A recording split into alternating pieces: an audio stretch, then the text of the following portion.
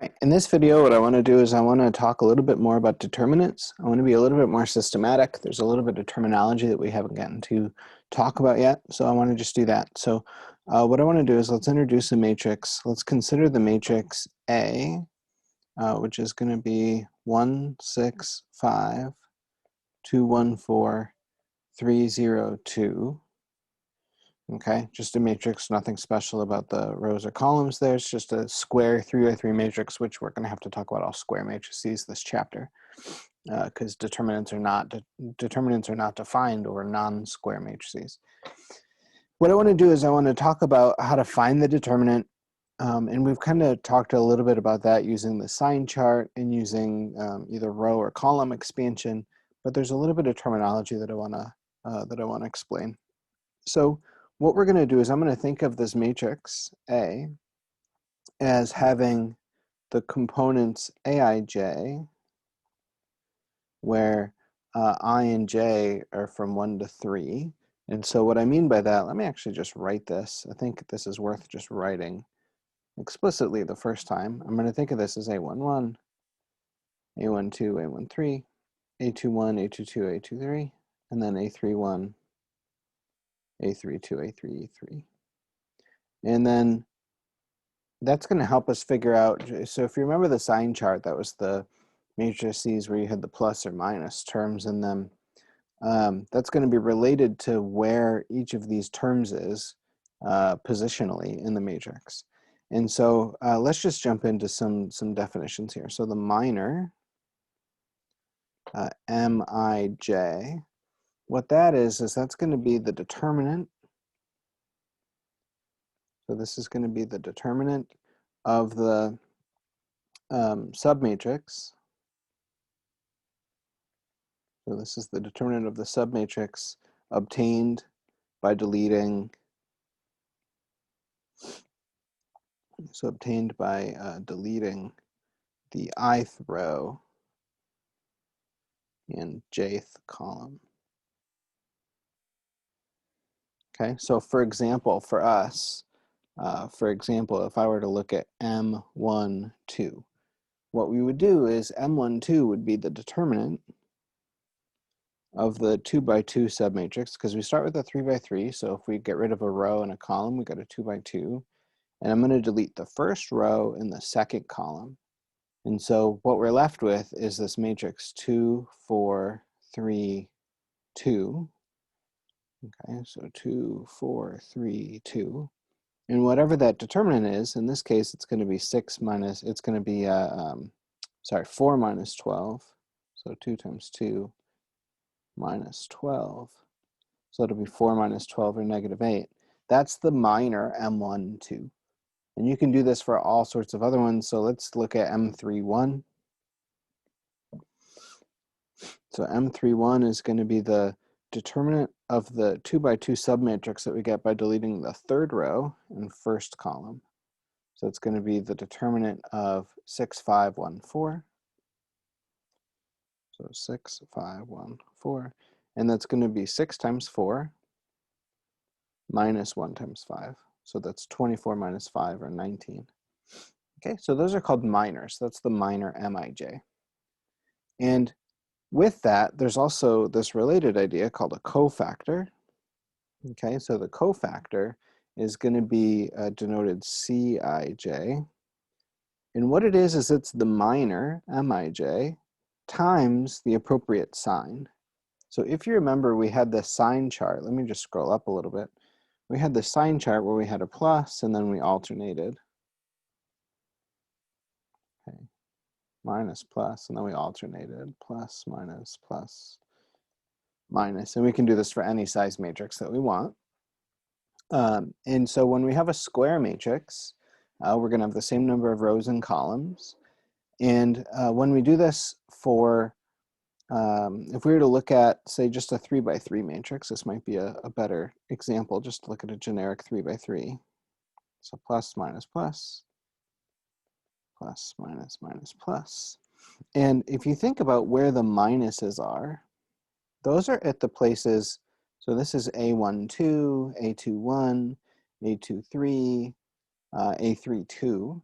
And then all the other places, so A11, A13, A22, A31, A33, that's where all the pluses are. And think about the subscript. It turns out what's going to happen is that if you add up the two numbers down here and you get an even value, so 2, 4, 4, 4, 6, you get a plus. And if you add up those subscripts and you get an odd value, so 3, 3, 5, 5, you get a minus. And so we can think of that sign, that plus or minus sign, as being -1 to the I plus j. We're adding up the value I and j. And that's called the cofactor. So for example, if we were to look at C12, this is going to be -1 to the 1 plus 2 times M12, which we found to be -8. So that's going to be -8, which will be -8. And if we look at the cofactor C31, that's going to be -1 to the 3 plus 1 times the minor M31, which we found to be 19. So it's going to be -1 to the 4 will be a +1, and then that'll be 19. Okay, these happen to both be positive, but they can be negative or positive, it doesn't matter. So that's the minor and that's the cofactor. Those are the two big new terms for us. And then once we know these, we can talk about the determinant of A. So the determinant of A is going to be the sum of all of the coefficients times the corresponding cofactors. So for example, if we were to have, let's say we have, let's just, I think we're ready to do this in general. Let's say I have a matrix A, which is A11, A12, all the way out to A1n, and then we have A21, A31, all the way up to AN1. Remember that the number of rows and columns has to be the same for it to be defined. A22, A23, A32, A33, and so on. And then we're going to get down to ANN. Okay. And what I want to do is I want to talk about how to find the determinant of A.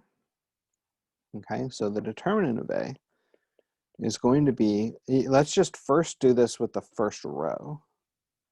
So we're just going to take the first row and we're going to do expansion along the first row. And so it turns out what really is going on is we're taking that first value, A11, times the corresponding cofactor, C11, plus the next value, A12, times the corresponding cofactor, C12, plus A1n times the corresponding cofactor, C1n, oops, C1n. Or you can write this as a sum if you'd like. You can write this as a sum of A1i, C1i, as I goes from 1 to n. Okay, so that's one way to do this. And actually, rather than I, because it's the second coordinate, this is completely superficial. But because this is the second coordinate, let's call it j. Okay, so that's how you can find the determinant of A, and that's expansion along the first row. It turns out, I'm not going to prove this, but it turns out that you can actually also do this along any row or any column. So if you were to do this along the ith row, so what we did here was the first row.